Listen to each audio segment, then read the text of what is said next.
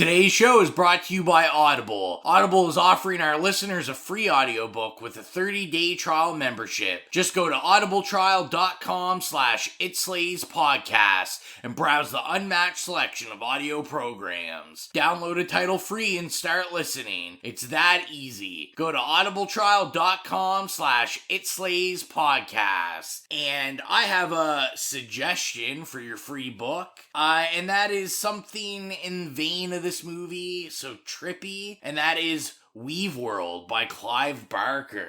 Anyway, let's get to the podcast. We're going to expand our weekly video segment to take you into the back shelves of your local video store, back where it says horror videos, and where kids are devouring some awful films that we call the video nasties. Are you freebasing? Inquiring minds want to know.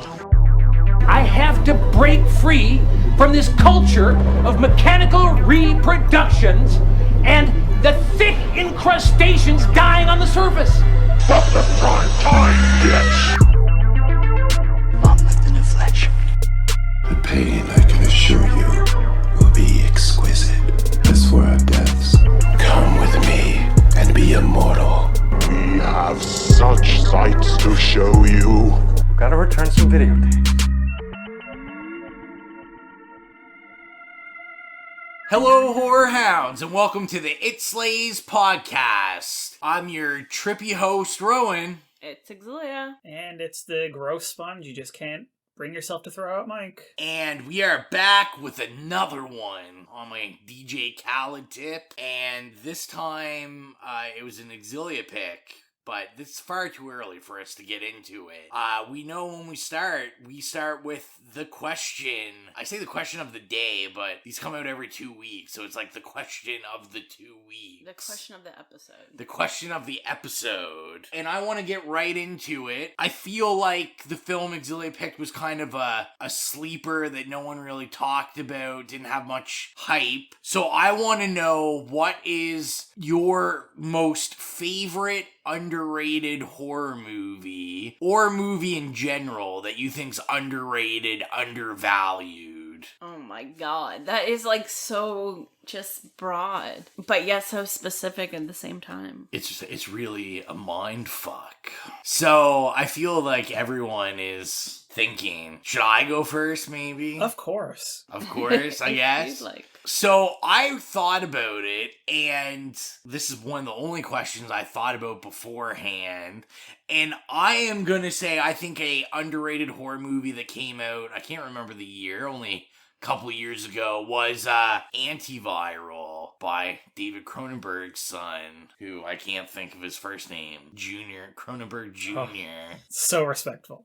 So yeah, respectful. I apologize. But I just remember like really loving it when I saw it and never hearing anything about it like after I watched it, before I watched it. But like really enjoying it. It was like really clean, really smart. I just feel like it doesn't get enough love. So that's kind of my pick. Who wants to volunteer to go next? Mike, why don't you go next? I would say, I don't know, this isn't as random and obscure as like a lot of people would pick for like really underrated movie, but I was thinking about it the other day because I want to rewatch it, and it's Jane Campion's In the Cut. For somebody who was like, you know, was like an Oscar bait for like a decade, like, you know, that was the thriller that she put out in like the mid 2000s, and Meg Ryan was in it, and it was that one movie where Meg Ryan was like, she's like having sex and getting naked, and it's a thriller and it's really violent, and you know, it was, but like for some weird reason, even though it had that kind of like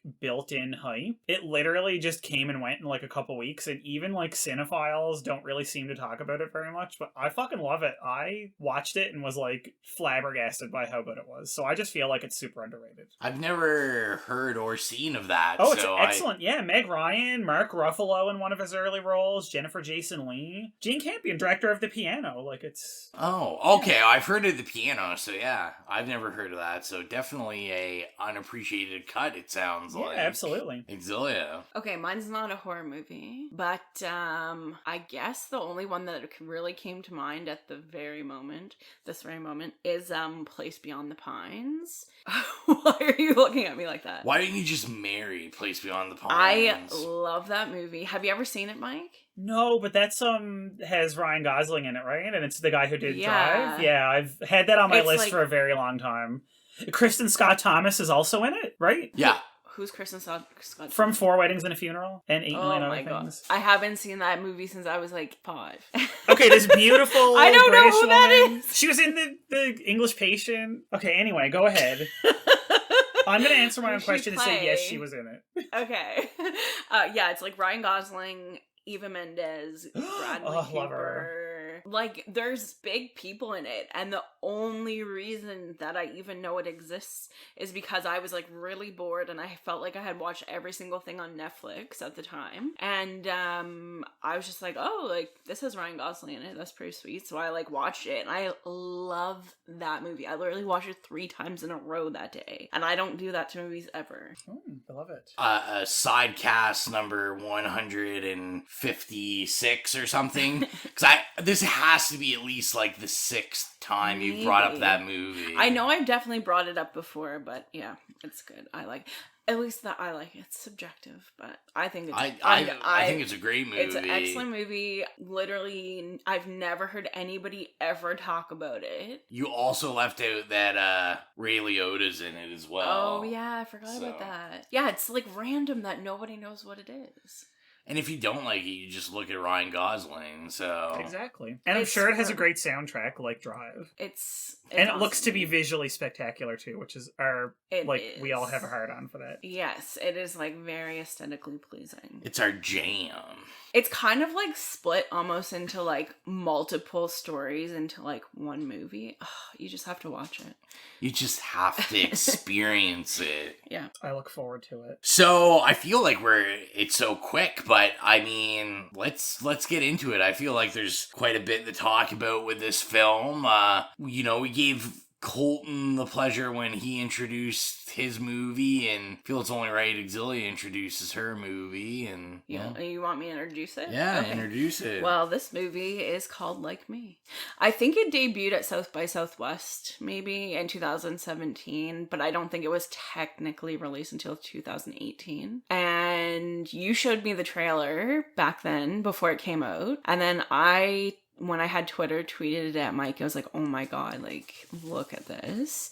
The trailer was, like, spectacular. Apple Trailers. It was just a random, like, 3 a.m. search on Apple Trailers, and it popped up. And, yeah, I haven't seen it. This was my first time seeing it. I waited that long. Yeah, it was very, Well, we just found out it was on Shudder. That was mostly why I was like, okay. We must watch it. We'll watch this. So, that is the film. Let's get into the trailer, come back from the bio, and talk about it. Turn that off. You're not being safe.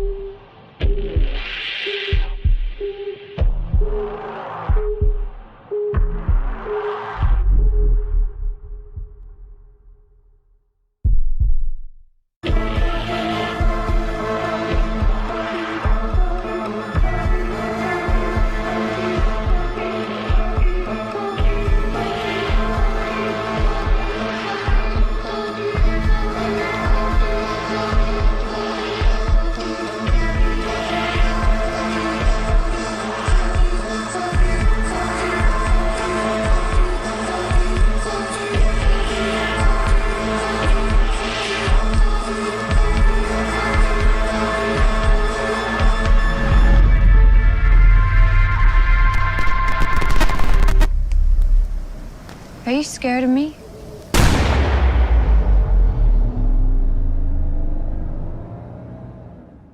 So that was the trailer. Let's get into the bio. By the way, I feel like the trailer, like, you gotta watch the trailer. The trailer is very, very, visceral.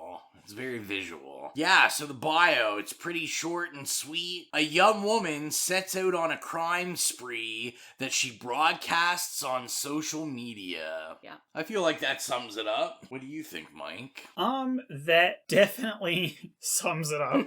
Sums That up is the entire plot. It sums up all 80-odd minutes of this movie, yes.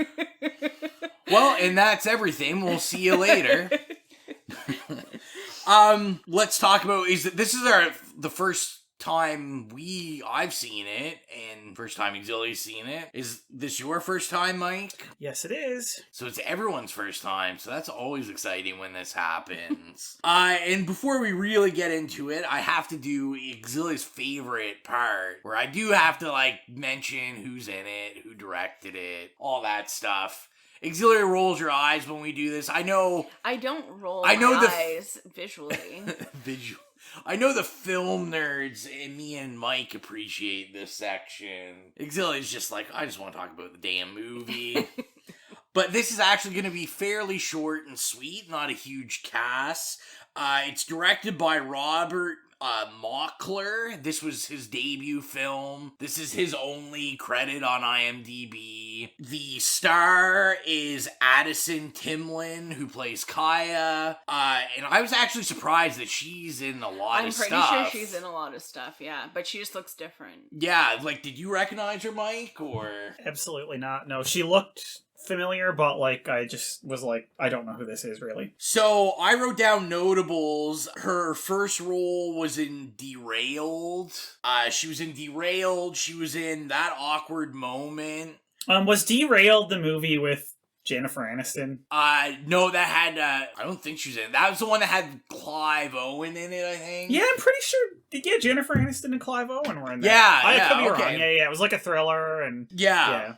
I think the one that I recognize her, I think she was on Californication. Yes. Is she the daughter? Yes. Yes, that's where I knew who she was. So I was gonna say, I did see that when I looked her up, everything said, like, most recognizable for her role in Californication. Yeah, I was gonna say. Which, I mean, you're pretty cool in my books if you get to hang out with David Duchovny, so. But she's also in That Awkward Moment, The Town That Dreaded Sundown as well. I haven't seen that, but I really want to. I've never heard of any of these movies. Oh yeah, The Town That Dreaded Sundown. I think Ryan Murphy was behind it, but it's a remake of, like, a 70s or 80s horror movie that they did a few years ago, and it's supposed to be a really good remake. Yeah, it's got like a really good rating, I believe. And then also one that I recognize the cover and I've heard the name, but I never have seen it. It's called Little Sister. Yeah, that one kept coming up as being recommended. Yeah, and the cover's like cartoonish, and it's like her with like cry little sister. Just to go back to we're referencing old episodes here now. We're gonna start referencing old episodes, so you have to go listen to Listen, we've hit 1 year now. We got some material that we can fall back on. Okay. That's right. So the only two other... Ali Sheedy was in Little Sister. Love it. Breakfast Club represent. Yeah, well, apparently the Little Sister, like, I read about it, sounds super interesting. I think I might want to watch it. And apparently it was like... Barbara Crampton, horror favorite. She's in it. Yeah, and apparently it was like... It was up or considered for a lot of awards and stuff. So then we have Ian Nelson, who played the Bert character. His only claim to fame was that he was in 3 episodes of the Teen Wolf TV show. Were they 3 of the hot episodes? I have no idea. Okay. Probably. And then, so the last person, which I'll go on just for a little bit, is, his name is Larry Fessenden. So he plays Marshall, and he is in a lot of stuff. Literally everything. He's in Hamlet, the Ethan Hawke remake of Hamlet, Cabin Fever 2, Stakeland, which is like a great indie vampire horror movie if no one's ever seen that. One of Mike's all-time favorites. You're next. Jugface, We Are What We Are. He was the neighbor that got killed, right? Yeah. At the beginning? Yeah, that's what I thought. He was also in Session 9. Yes, Session 9 and Darling. Those were the two I had written down. What I wanted to bring up that relates to my life recently is he is also the writer of the Until Dawn video game. Are you fucking kidding me? I goddamn love that thing. As do I. Mike knows and Xylia knows, I have recently played it, and I binge played it, and it's like my all-time favorite game. And what were you left with at the end? How many alive? Like 4? Like, I think 3 or 4. Oh, girl. See, that's not... You think it's good, but that's not that good. I know somebody that got through that with, like, 6 or 7 people still alive. I'm like, how did only, like, 1 person die? How? Well, How? I got through at the end, and I'm like, there's, like, 2 people hanging on by a thread.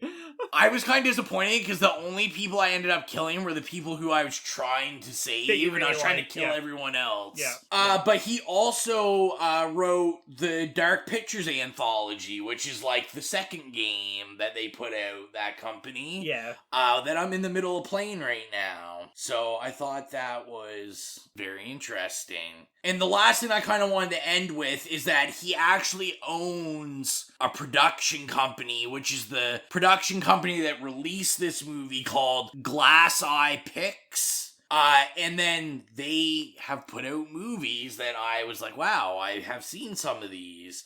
So that company has produced The House of the Devil, Stakeland, The Innkeepers, Darling, and The Comedy, featuring Tim from Tim and Eric. So that was his company that put that out. But yeah, that's all the notables. It was really those 3 actors, and that was it. Nice. It wasn't a big cast in this film. So let's get into it. Favorite scenes. I always know these categories, and I never think about them when I'm watching the movie. Can I go first? Yes. Of course. Go right ahead. The closing credits. Oh, what? I've never looked forward to something so much in my life. Ouch. Spoiler alert. That was the only non-spoiler alert is, of course, you say that, and I'm thinking like every listener right now is like, he's gonna give it a fucking slag. Oh, that's harsh. Plot twist. Tune in, but plot twist. Xylia isn't the negative Nancy of the podcast. It's actually Mike. This is our M. Night Shyamalan twist of the podcast. Oh my god. Do you know yours, Xylia, or? I like any of the... it's not necessarily a scene, but I like the effects. Oh, okay, yeah. Like a lot of the edits and yeah, exactly. The odd camera. Yeah, and like the different switching of like the door that's like I don't know, the people with the stuff chewed up in their mouth. I like the cuts and the edits more than like a particular scene. It's definitely a very visceral movie. Like it's in that way it really reminds me of Enter the Void. Yeah. Like it's same vibe in terms of like the editing. Yeah. But I did see that somebody said that this was like the horror version of like a Gaspar Noé movie, and like that's a bit of a... That's definitely a stretch. Yeah. That's a bit of a over. Yeah, a little stretch, I would say. First of all, he actually has discernible talents.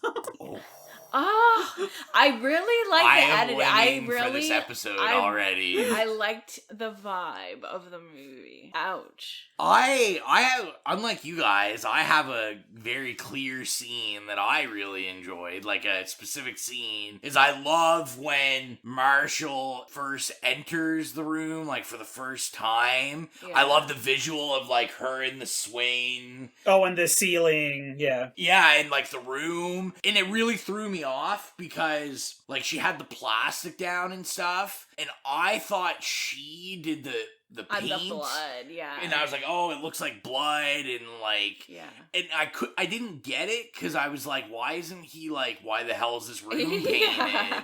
And then you find out later he's the one that painted it. But that visual, like, I really like that visual. There were like a lot of nice, that's the thing, like, I like the effects. There were a lot of nice, like, I love the rug that they're like laying on. You know what I'm talking about? Oh, I will give you that. Head. The wallpapers and the wallpaper paint and the room design and the rugs were beautiful. Yes. Beautiful like, rugs, beautiful wallpaper. I also feel like like the girl's style is like, I like that. That's like the style very I like normcore of clothing. Yes, very normcore. Like, I like her style. I like the style of the movie. To me, the movie is style, but that's kind of where it it's definitely a style over substance. I mean, let's just say that there was like pretty much no plot. The plot was exactly what the bio was. Yeah, and I mean, the only thing that I feel it really kind of left out, which I mean, you know, we normally don't talk about. This is the beginning, this is the end, but it's like a pretty quick movie where, like, not only is she she posts her first crime on social media, but it's like basically like her versus a troll that's like responding in like YouTube style videos. Yeah, it's like, well, because they add like the internet culture in there, because it's like her watching video responses to her video too, which was like kind of interesting. Yeah, it's an interesting idea, but they didn't do anything with it. Exactly. Right? It's like the idea was there, but that was it. Like, the concept was really interesting. You can't just say the content. Oh, that's like, you know, if you said explain this, it's like, well, she's watching response videos, and it's like, yes, and what does this say about anything? And it's like, nothing. Right, nothing. There wasn't a lot of dialogue. No. I found, or maybe it just like there was and it just wasn't saying anything, so I didn't feel like there was. I really wish that her relationship with Marshall there had been some like sort of like multi-dimensions to that. Yeah, because she didn't really talk, so you're like, okay. Yeah, all I thought when I was watching it was like, it's like I kind of got, okay, this is what they're trying to pry at in terms of like a meaning or what they're saying, and it's about like internet culture and like trying to get famous, what that can do, and like this kind of like how that affects this generation. But like we've all kind of said, it just like, there's no actual they had that idea, and then like you said, Mike, didn't do anything with it. Well, there was no real commentary at all. Well, that's it, right? Like one of my old profs used to be very fond of saying, when you would just drop what you thought was this clever, like, oh, yeah, I found it really interesting how they had her watching reaction videos to her videos, and he would just fucking stone cold, dead ass look you in the face and go, so what? And then you're just there like, and then you have nothing else to say to it. And it's like, okay, well, you have nothing else to say to that, then they're not really doing much with it, because it's not digging at anything. It's just a thing that's dropped there, and it can't just speak for itself. Like, it has to serve a purpose. So it's like form with no function. The form is there, which is interesting, and the form has potential, obviously, but it has no function. It doesn't do anything. There's huge swaths of the movie for like 45 fucking minutes. I even forgot that she had anything to do with like the internet or YouTube or whatever the fuck it was, because it just disappeared, and I'm like, oh. And then when all of a sudden it showed her looking at a video, and I was like, oh yeah, this was apparently supposed to be part of the plot. Like, you can't just drop it in there for 2 seconds and expect like dropping faux YouTube videos in for 45 seconds is gonna like somehow do the heavy lifting for you. Like, no, your ideas have to do the heavy lifting, and you clearly didn't have deep enough ideas. They were not heavy lifting, they were featherweights. Like, I'm just saying. I feel like the only reason those faux videos came into play is to explain who the guy at the end that she killed was. You know what I mean? Like, it really does seem that way. That's the only link. It was really just kind of like a mechanism to get him in there. It was like a shoehorn. Exactly. One thing I did like was when she was like doing the crimes, or like not even like when she went up to the person that was like with the bottles and stuff. She didn't do a crime. She didn't like do anything to him, but she was videotaping him. One thing I did kind of like is how it would go back and forth between like the view of the video camera and then the like actual view. They were two very different like aesthetics. Yeah. The video camera was almost like grainy, like 80s, whereas the real life one was like the colors were much more vibrant. I kind of liked that part a lot, but also it was just like, I don't know, it was so weird because I thought it was all, as it says in the thing, about like crimes, right? She does crimes. Yeah. But then she just fucking takes this guy who thinks she's gonna like hurt him, and then she's like, oh, like let's go to breakfast, and they eat all this food like a fucking mukbang, and then like, but they're just eating it in such a just such a disgusting way, and it's so random. And then he just like leaves. Tying that like food consumption in with like internet media consumption and stuff. But again, it was this like little germ of an idea that was there, but they didn't actually put the connective tissue there. You know what I mean? They didn't connect these ideas in any way, and you can't expect somebody to watch it and then make the connection. Like, you've got to do something. I feel like part of it was almost like being weird for the sake of being weird. Yeah. That's what it seemed like to me. And I understand. And the part of it that I thought was interesting near the beginning, which then became a real drag, like, after about 20 minutes, was like, I thought they were going to do more with her being this like pathetic, like nobody of a human being, which is what she was. She was just, it was sad. It was pathetic. She was nobody. She had nothing. So I thought they were going to kind of like lean more on that and tie that into like the social media aspect of it. Yeah. But again, an idea that was put there at the beginning and then never explored. Like when a fucking homeless man fucking pieced the fuck out when she was in the washroom, I was like, oh man, like this is really cool. Like even a fucking homeless guy who's getting fed out of his fucking ass can't stand to be around her. Like she's clearly like this sad, pathetic, like, you know, void of a human being. And then I'm like, oh, I'll look forward to them exploring this. And they just really didn't. I don't think. I didn't. I just felt like it wasn't explored, but it was it was just like, you know that she is, but like it's very surface level. Yes, exactly. Like I said, and it's hard because I feel like there's so much stuff I feel we're gonna comment on or we want to comment on, and it's like, but the problem is it's so hard to comment on anything because it seems like nothing is fully developed in it. Yeah. Like, to me, like, I think she could be a cool, like, an interesting character, but, like, I don't hate her. I don't like her because we don't know anything about her. But it's not in, like, a good, mysterious way. We're just kind of, like, dropped in this situation and, like, there's no context or anything. There's no character building of any sort. There's really, like, no development at all in anything.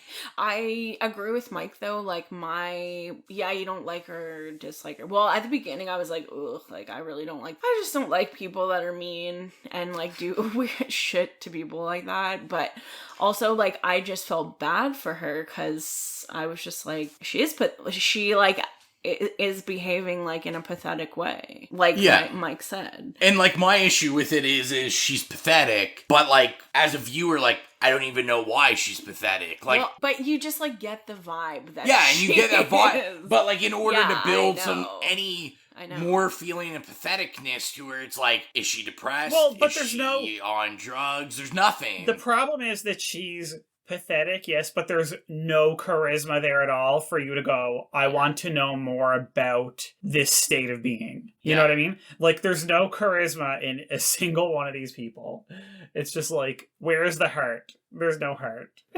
I think my favorite character, I'm thinking there's like 6 characters in the movie maybe, but I think Marshall's the only character that like somewhat did anything for he's the movie. He's the only character that we like have any sort of development in to like understand his psyche. And like his like his whole family pretty much died, and he's the only one that we know like remotely anything about. Like we said, like it's very visual. It looks great. It does look great. Yeah. But my other thing was like he had like, to me it just felt like he had like maybe 2 or 3 effects that he was like, man, this is gonna look really cool, and then he just used those 2 or 3 effects over and over again, and I'm like, cool, man. Like, his bag of tricks is real small. Like really small. I'm just always down to see anything at any point in time. That's like, I don't know, it's just how my brain works. Like there's a part, for instance, in Enter the Void, that's like the only movie I can really kind of like, the effects are somewhat similar, but there's like this. Have you ever sin that, Mike? No, I still haven't. It's on my list. So there's this scene that lasts, it seems like forever. It's probably like 3 minutes. And you know, like Windows Media Player fucking like weird. Oh, the like weird visualization, the visualizer or whatever. Yeah. Okay. Yeah. So yeah, exactly. There's almost and like it moves kind of like in rhythm with the noises. Yes. So there's a scene in Enter the Void that's almost, it's like that's kind of, it's almost like that. And most of the people I know would just be like, this is so boring, and I'm just like, no, like anything to really like give me, and it's like this really like vibrant colors and anything like that. I'm like, I don't care how many times I see it, I'll like it. And we got this guy's vision of that when they're in the car where this like 8-bit eel comes out of his arm. Oh, when they're like high on mushrooms. On something. No, yes. Didn't you guys watch? She ate mushrooms and then he was like tied up and she gave him mushrooms. Okay, like that's why they were driving in like bubbles. My attention span on this movie was literally about 45 seconds, so like 2 minutes later I would completely have forgotten what was happening and why they were where they were. Well, and this is why they were floating in like a pink bubble lava with an eel coming out of his gunshot wound. And this is why honestly I almost hate that more than thinking that it was just random, because I'm like, okay, what's the point of them taking mushrooms? Like, well, and that contributes even less to the movie than it just happening randomly, which I was like, oh, this is a kind of interesting surrealistic touch. This is why I brought it up, because I saw it, I'm like, this is fucking weird. Like, the eel coming out, I'm like, I guess, cool. But my issue is like, it doesn't fit the aesthetic of anything else. Like, all the other trippy stuff is like very clean. Like, I like that. And like, it just goes to this weird, like, it was so, the graphics, like, I'm sure the graphics are meant to look bad, but like, even the camera looked like a worse quality camera videotaping it. And it just like totally took me. And see, I liked it. Out of it. It reminded me of virtual reality. And the one so House of VR, which used to be like a virtual reality place in Toronto, there was this one that you could go into and it was like 1980s visuals and you're like in this fucking void and there's like lasers like and like you're driving in this fucking void and it's weird. And that's what it reminded me of, and I don't know, I like looking at things that are weird, I guess. Yeah, well, I mean, like I said, it's fun to look at things that are weird in a movie. It's even more fun when there's like a story that supports it. It's true. Well, like, and I love like weird, random, trippy, bizarre shit like that being in. I mean, listen, I watched Mandy and like had to scrape myself out of my pants at the end of it. And that was all just shit like that. Like half of Mandy was a trip that didn't technically make any sense. Yeah. I don't know. It was just so much more artful. And I will tell you right now, I'm going to say this. I'm sorry that I'm interrupting, but I just have to say this now because this is one of my Who are you interrupting yourself? This is one. No. I feel like Rowan was about to say something. No. But I just want to say that this is one of my main problems with this movie and why I found it so fucking god-awful boring. I have very, very, very little time for any film, and I don't care what the reason is for it, that has little to no incidental music. I was like, there's no fucking score. There's no fucking songs. There's nothing. It's just the fucking sound of them tripping out in the car. And I'm like, you know what? I don't care. I'm looking at this and I'm not going, this was some artistic reason. I'm looking at it going, you didn't have a couple $1,000s to throw at one of your fucking friends from art school with a synthesizer or like fucking Pro Tools or fucking GarageBand or something that couldn't make you 20 minutes of fucking music that you could have looped over and over. And what's very interesting about that point is when you look up the movie, apparently there's got to be some sort of score. There is a score, but it's like you don't even... Well, and what's interesting is I can't think of the guy's name. I didn't look it up. But the guy that does it, has done like Academy Award nominated stuff. He's done, like, piles of, like Homeland and, like, all these, like, huge TV shows. And I'm like, this guy literally couldn't, like, put one thing in this that would make me be like, hey, there's music in this. There's, like, definitely the music that we like and we, like, tend to comment on in movies. That, even adding that would have made it, like, that much more enjoyable. I think, like, they need, like, I don't know, like, Disaster Piece or, like... Yes, and I understand that, like, that was not the aesthetic that this person was going to. And that's fine. You made a choice. You made your choice. Boom. Okay. And I can make the choice that this doesn't appeal to me because of that. Yeah. I'm not saying it has to be, you know, a synth wave soundtrack or whatever. I just didn't hear anything at all. And if it's that subtle, like, I'm not going to go stream this on Spotify because I couldn't even hear anything. Like, it's like, sorry, it just did nothing for me because it did nothing, period. To me, I'm gonna go the opposite end where I think it needs to be a synth.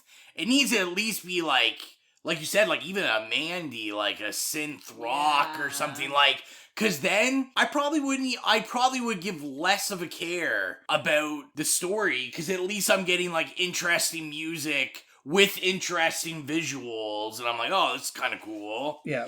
You have to be able to have so many things be good to make up for the fact that the story is really shitty. Yeah, exactly. Also, Marshall, like, are we all in agreement this guy was definitely going for, like, Shining era Jack Nicholson? Listen, one of the only fucking notes I even have written on this is Jack Torrance look-alike at motel.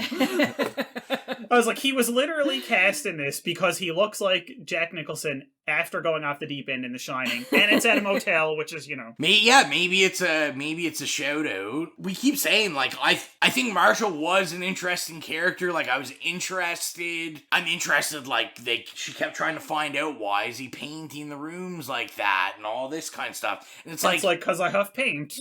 Okay. Yeah, it's just like any semblance that I was gonna get a story, and then they were just like, nah, fuck it. We're not gonna give you a story. But then, now that I really think about it, I'm like, is this genius? Because as we said, you know, when I saw the trailer, they're like, oh, this is the new horror masterpiece for millennials. And now that I think about it, you know, what do old people rag on millennials about? That millennials only have an attention span of 15 seconds. And maybe that's why this is the masterpiece for millennials, because every 15 seconds they're like, nope, fuck this story, we'll just do something else, make a cool visual, that's it. It just, it didn't, the story just was not there, the character building was not there, like, the Bert character, he did 2 videos. Like, why was she so angry about 2 videos? Why was he sitting in front of an unfinished window? Like, he literally looked like he was sitting in, like... Yeah, it was just like... It was just fucking weird, and he didn't... I don't know. It was so fucking weird. Also, all those kitschy, like, fucking statues in front of his house. Yeah. Like, it just, like... It doesn't make sense. Well, it to me, it didn't make sense, because when I saw the statues in front of his house, I'm like, this guy's gonna be like... At first, I thought, like, he's gonna be super weird, and then, like, they're gonna like each other or something. No, she just fucking... But he, like, they kind of made it like he was just a normal guy, and then I'm like, why does this normal guy have all this shit on his yard, like, for no reason? His parents are kitschy. I guess. But it's like I said, it's just the motivation wasn't even there. I didn't understand, like, she wants to kill this guy maybe if, like, throughout this movie I saw, like, 10 of these videos, but he literally made 2-minute long videos. How did she know where he lived? And it's really convenient that he lived in the city she lived in. It was just, it was very bizarre. And there was other people in the, like, fake YouTube reviews. There's other people that said shittier things about her than him. Yeah, it's true. Like, yeah, I was like, he's kind of scummy, but so was she. So, you know. I guess I do like the scene at the beginning. Not that he, like, peed himself or anything, but he's like, okay, this is fucking ridiculous, and then, like, starts throwing straws. I was just like, I don't know. It was just so fucking random. At the beginning, I really got, like, Jason Eisner vibes. Mm-hmm. I was like, it really felt... Yeah, it did. It felt like I was watching a Jason Eisner movie. Yeah. And I won't lie, I'm sitting here, I want to, like, say something else good about it, so I'm not just shitting on the movie. I did like when she hit the guy in the head with the bat. Like, I thought they did a good enough job with the spacing, because at first, like, when she started laughing and he started laughing, that's where I was kind of convinced in my head, where I'm like, oh, these guys are gonna, like, end up being friends, or, like, maybe, like, lovers or something. And then I didn't really see that coming, and then she hit him in the head with a bat. How did you see that coming? She literally, like, gets a bat and fucking goes to this guy's house. Yeah. And then chases him to the beach. They were not interested in doing anything unexpected with that. Oh, well, the other thing I had thought is, I was like, or they're gonna do something where, like, he's gonna kill her, and then it's just like, that's gonna be the end of it, and it'll be like, oh, twist, he kills her. Yeah. Also, okay, I do have a favorite scene. Although, wait, hold on. Now that I think about it, yeah, why didn't they call me? Because to me, that would have made it 10 times better movie. What if he killed her and videotaped that like her, and then put it on the internet? That wouldn't redeem it. That wouldn't redeem it at all. Redeem that ending. The Rowan literally at the closing credits was like, oh, that was it. Yeah. But I do have a favorite scene when she's watching the instructional video on YouTube. Not the name of my sex tape. What? You said, oh, that's it? I said, not the name of my sex tape. Oh, okay. It's a joke from On Family. Oh, okay. So anyways, I do have a favorite scene, and it's when she's watching the instructional video on how to make a tourniquet on YouTube. As someone, Rowan and I are both certified in CPR first aid, and that is actually exactly how you make a tourniquet. So if you need to know, just watch this movie. Yeah, if you need to make a tourniquet, you don't need to go to YouTube. Just get a subscription to Shudder, watch Like Me, and go to about two or 3/4 through the movie, and then you'll know how to make a tourniquet. Yeah. This movie. I also like when when she's driving. It's just this, like, view of the road. Oh, okay, that sounds really sarcastic, but I do like that. Terrible. I can't believe this. I can't believe I'm saying this already, but do we think it's scary? Let's get into that question. I think they're scary if there's some fucking psychopath that's committing crimes on YouTube and killing people for it. Yeah, I think that's scary. Because I feel like that's so something... you felt the film was scary? Not the movie, but the idea, because that seems like some shit that, like, some person would do these days. I'll follow up with that saying, I didn't think it was scary. Surprise. I would have thought it was scary for those reasons Xylia listed if the writer actually thought it out and presented me with that. But just the idea of the fact that someone's, like, committing crimes on video, I just don't like that. I just think that's gross. So it's a very personal thing. It is. It just, like, I just think when, I don't know, even if she didn't videotape it, I just think that is gross. And then to videotape it for attention is, like, 50 times grosser. Yeah. So what the listeners really want to know is, Mike, do you think it's scary? I was terrified by the fact that I lost 80 minutes of my life watching it. You just 80 minutes went by and you were like, what happened to those 80 minutes? Well, I was trying to watch it while I was also cooking food, and I kept having to stop it because I was like, I don't know what's happening. And then I realized when I started watching it afterwards that nothing was indeed happening, and it wasn't just me. That is amazing. I'm just saying. Do we want to get in the rating it? This may go down in history as the shortest episode ever. Listen, I have nothing to say about it other than why. Just like the title of this movie. Like me, I was like, no. Not gonna happen. Let's go to Mike. Mike, what would you rate it? Whoa, I just totally took the title in a different way. Okay, go ahead. Okay, I can't wait to hear this. I will give it my first ever nay with 7 Ys. Nay like a goddamn horse. And and I always do it in the middle because I always forget. But if you are a new listener, the rating system is nay, okay, yay, or slay. So what you have just heard is Mike giving it the lowest rating possible. And the first time in the 1-year history of our podcast. Yes, and please go back and listen to the movies that Mike has given positive reviews. Yeah. You may be surprised. You will 100% be surprised. I didn't even give a nay to that one that Sess picked, so, let it be known. Who's going next? You go ahead. Me, okay.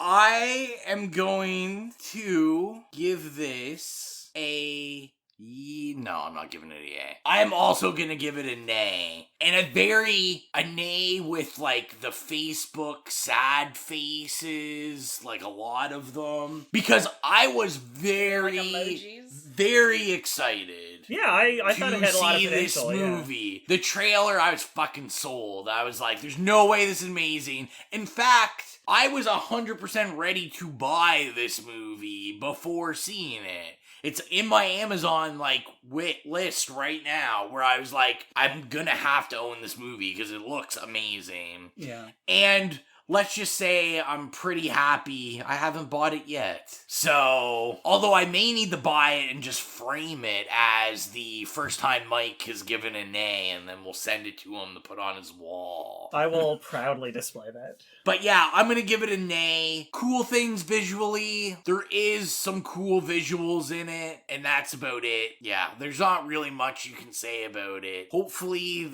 Robert Mockler's sophomore, maybe there's a little more story, and then I'll be a little happier. Xylia. Okay, so first of all, side note, wow, that went so over my head, the title. Ever since I heard the title, I took it as like me, like Mike, like you're like someone. No, it's like me. Like me on Facebook, like me on YouTube. Yes! Oh my God! That just only took me fucking 1,000 years to understand. Oh, that's hilarious. That's why I was like, what a weird title for this movie. Okay. Yeah, okay, that went way over my head. But I just want to say, again, that underlines and strengthens my argument from earlier in the episode that they forget, they just lose track totally of that online aspect of it for nobody likes her. Movie, right? And yes, exactly. It's, anyway. And then there's no liking involved. There's no, it's just videos. What? I'm so confused. They show the likes. When they show the videos, they show the count. That wasn't the likes. That was just how many people watched it. No, under the watch, they had the likes and dislikes. Minute fucking 1 second of a clip. Okay. Well, in true Xylia fashion, I'm going to do my own thing and give it 2 ratings. Oh my God. Okay, so for me, the visuals were slay. I was into it. Everything else was an A. So I'm a nay and a slay. Just so you know, listeners, this is gonna go as a nay. We're not.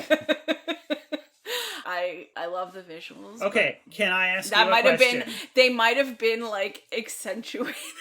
Can I ask you a question? What? Are you going to watch this movie in full again because of the couple of scenes with a nice wallpaper? No, but you're not. No buts. I might look up screenshots. Yeah, but you're not. Look at the screenshots. That's my point. You ain't watching this garbage movie again. So it's maybe I would. You ain't watching the movie. Maybe I'm not gonna lie. I probably would. If I was in the right mind state, I would definitely. Although I will bring up all the cool scenes in this, I'm pretty sure in the trailer. They are. So they pretty much are. Just keep watching the trailer over and over again. That's what I'll do. I've seen the trailer several times. So we are gonna get right into the budget game. Now you guys have it easy, because there's only one category for this. Because there is nowhere that tells me how much this costed. Costed? Costed. That is not English. How much this movie cost. The only thing I found was at some point, Robert Mockler had an Indiegogo page, and I saw that he fundraised $10,000. I'd say that it costed $1 million or under. Well, I can't tell you, 'cause I don't know. I'm just gonna guess. If you told me that he didn't, snort at least half of that $10,000 budget before even making this movie, I would be shocked. If you told me that he spent $5,000 on this movie, I would not believe you. I do know how much it made. Okay. So, I do too. That's gonna be interesting. Mike, how much do you think this movie made? $75 and a giant bag of Costco potato chips. All right, Xylia. I can't wait to win this. $35,000. Even Rowan can't keep a straight face. Girl, So what you're saying is I'm gonna win. I'll just say a tie. Oh. Yeah, but it's closest without going over. Remember. Yeah, in that case, Mike would win. Thank you. So this movie made $13,000. He said $75. Yeah, okay, but we said but without going over. I am closer. Okay, I'm closer. less than $13,000 away from it. You're $20,000 away from it, okay? In every sense of the word, I'm closer. I win, girl. I win. I'm going to assume this had a very, very limited release. I saw the breakdown where, the U.S. number was, they made $5,000 in the U.S. It's probably from the people that gave to the Indiegogo and were felt compelled to go and fucking they're like, oh, see it. let's all get drinks and then go out and see this movie. I paid $5 for I this. paid to make. So this was definitely, I'm assuming, a VOD release, and then they just kind of put the Blu-ray and the DVD out. Yeah. So yeah, that's the budget game. It wasn't that exciting. That was the most exciting one. It actually was, sadly. There was more at stake. So before we announce the next episode, I gotta do the promotions, I know. We have to go through it. So, follow us on all our social media. It Slays Podcast on Instagram, on Facebook, Twitter, all that stuff. I did want to say what I have now started doing as of The Witch for all our episodes is after the episode comes out, I am posting in our story a poll of whether or not you guys on Instagram liked that movie. So you either can give it a nay or a slay. The Witch is up right now, and 67% have said it is a slay. Now I have to go vote. And 33% say a nay. I'm saying that right now before Xylia goes and votes nay. So... Who said that? We... I didn't get to do a review. Well, my review is, I hate that movie. We know. We're gonna send just that one sentence clip to Xylia was Colton. not under the weather that day. We just didn't tell her when we were recording. And then it's surprise! We've replaced you. Yeah. Goodbye. Bye. So other than social media, we also want to make sure you know about our Patreon at patreon.com/itslayspodcast. Check it out. Lots of tiers. You can get yourself free t-shirts. You can pick a movie for us to review, like we did with Evil Dead and The Witch. You can get thank you cards, all different kinds of stuff. Also, if you're on Spotify, check out the It Slays Podcast Horrific playlist, where we put music from the movies we reviewed or Obviously in general. not from this one. No. Definitely not from this one. 10 minutes of inaudible humming. That's the score. And the last plug is just, if you get a chance, please review and rate us on iTunes, just because it helps bump us up in the charts and people to find us. And if you leave us a text review, we'll read it on the show. So do that, please, and thank you. That is everything. Like I said, I feel like this is going to be the shortest episode in the books, so that should tell you something about this film. I'm going to make sure you can hear Mike just flipping those pages. I'm flipping the page off of this episode and making way for the new one. Getting ready for the next one. Literally closing the book on Like Me. So, the next movie is Mike's pick, and we have no idea what it is, so let's find out. Well, our next pick, my beautiful, wonderful co-hosts, is it's maybe not strictly speaking a horror movie, but it's probably more of a horror movie than this one was, frankly.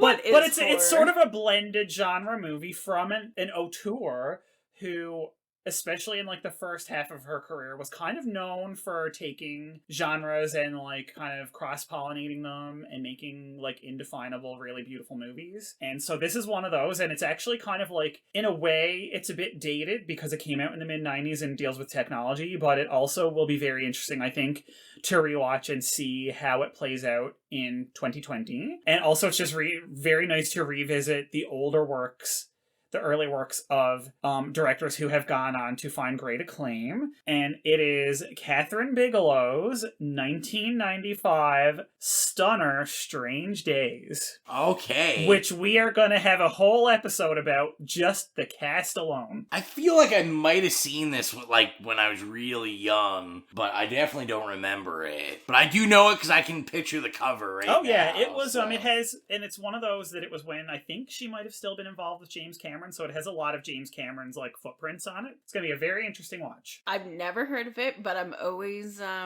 Mike's picks are always enjoyable. Yeah, I mean, well, like I said, it's, you know, Oscar winner, one of her early works, but it's like a sci-fi thriller, futuristic horror. Well, yes, and I mean that's the thing. It's horrific. It's horrific. This is coming from the person that picked The Guest as a movie to review. It's an action horror thriller. Okay, well, this is a sci-fi horror thriller. How about that? And no, that's what I was saying. Okay. And you know what? It's our damn podcast, so we'll review whatever the hell we want. Wow, okay. After Mike's pick, coming up next is The Babysitters Club. According to Rowan, that is a scary movie. Yeah, that is scary. The ages of the guys that are trying to hit on these girls. That's it. That's another side cast. Consent and age. Oh my god. Consent and age in the Babysitters Club. So, we will see you next time for Strange Days and see what we think about it. I think that's everything, so thank you for listening. Even if it's a short episode, it's always fun just to check in. As always, I am Rowan. Bye, it's Xylia. It's Mike. Goodbye. We're going to expand our weekly video segment to take you into the back shelves of your local video store, back where it says horror videos and where kids are devouring some awful films that we call the video nasties. Are you freebasing? Inquiring minds want to know. I have to break free from this culture of mechanical reproductions and the thick incrustations dying on the surface. But the prime time, bitch! On with the new fletch. The pain, I can assure you, will be exquisite. As for our deaths, come with me and be immortal. We have such sights to show you. We've got to return some videotapes.